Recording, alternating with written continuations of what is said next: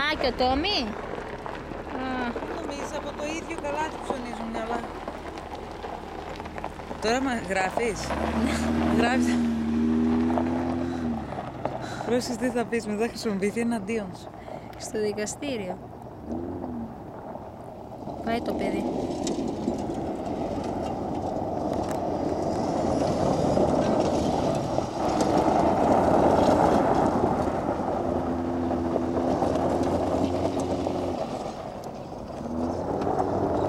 Τον έχασε. Πού έχασε.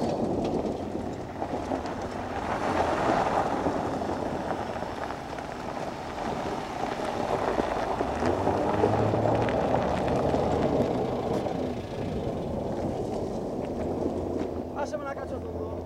Άστον αγάπη μου να βγάλει τα άχτη του. Έλα.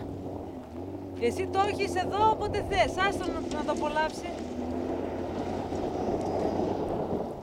Λοιπόν, περιβαλλοντική υποβάθμιση. Γράψε πρόστιμο. Περιβαλλοντική υποβάθμιση.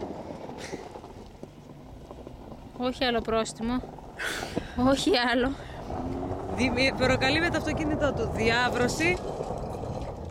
Αιωρούμενα στερεά. Πάει το παιδί. Δεν πειράζει, έχεις άλλο εφεδρικό.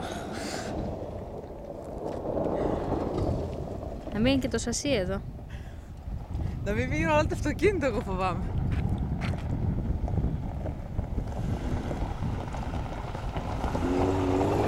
Πάλι.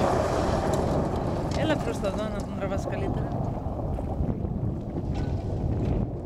Κάτι έμεινε.